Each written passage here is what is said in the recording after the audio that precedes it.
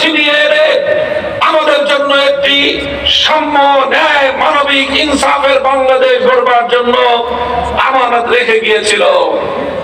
দুর্ভাগ্যের বিষয়, প্রতিবার আমরা রক্ত দিয়ে বিজয় এনেছি, প্রতিবার আমরা সংগ্রামের মধ্য দিয়ে বিজয় ছিনিয়ে এনেছি, কিন্তু ষড়যন্ত্রের কারণে, চক্রান্তের কারণে বিজয়ের ফসল বাংলার মানুষের ঘরে তুলতে পারি নাই।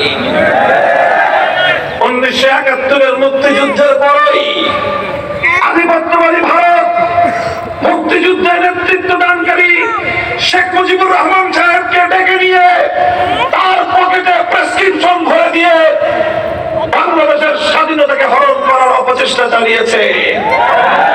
শেখ মুজিবুর রহমান সাহেব স্বাধীনতার পর সর্বপ্রথম বাংলাদেশে না এসে ভারতের প্রধানমন্ত্রী শ্রীমতী ইন্দিরা গান্ধীর কাছে গিয়ে ধর্ণা দিয়েছেন। আসার সময় ইন্দিরা গান্ধীর কাছ থেকে প্রেসক্রিপশন নিয়ে এসে ৭২-এ তিনি একটা সংবিধান প্রণয়ন করেছেন।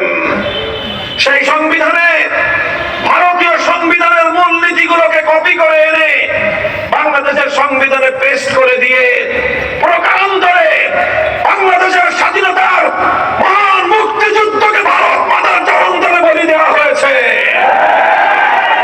এক সাগর রক্তের বিনিময়ে মুক্তিযোদ্ধারা যেই বাংলাদেশ আমাদের কাছে উপহার দিয়ে গিয়েছিল, সেই স্বাধীনতার সুফল আমরা করে তুলতে ব্যর্থ হয়েছি। আজ বলতে লজ্জা লাগে, স্বাধীনতার ৫৫টি বছর অতিক্রান্ত হয়েছে, এত সরকারের পরিবর্তন হয়েছে, আজও পর্যন্ত বাংলাদেশের স্বাধীনতা যুদ্ধে আত্মদানকারী বীর শহীদদের রাষ্ট্রীয়ভাবে কোনো তালিকা প্রণয়ন করা হয় নাই। মুক্তিযুদ্ধের নামে চাঁদাবাজি হয়েছে, মুক্তিযুদ্ধের নামে ভাগ বাটোয়ারা হয়েছে, মুক্তিযুদ্ধকে বিক্রি করে ক্ষমতার বস্তু দখল করা হয়েছে, কিন্তু মুক্তিযুদ্ধে বীর শহীদদের নির্ভুল কোন তালিকা প্রণয়ন করার উদ্যোগ নেওয়া হয় নাই। সংগ্রামী সাথী ও বন্ধুগণ, এভাবে ৭২ থেকে ২০২৪ দীর্ঘ প্রায় ৫৪ বছর বাংলাদেশটাকে আরেক দেশের করদ রাজ্যে পরিণত করবার রাষ্ট্রীয় সাংবিধানিক যাবতীয় ব্যবস্থাপনা পরিচালিত হয়েছে।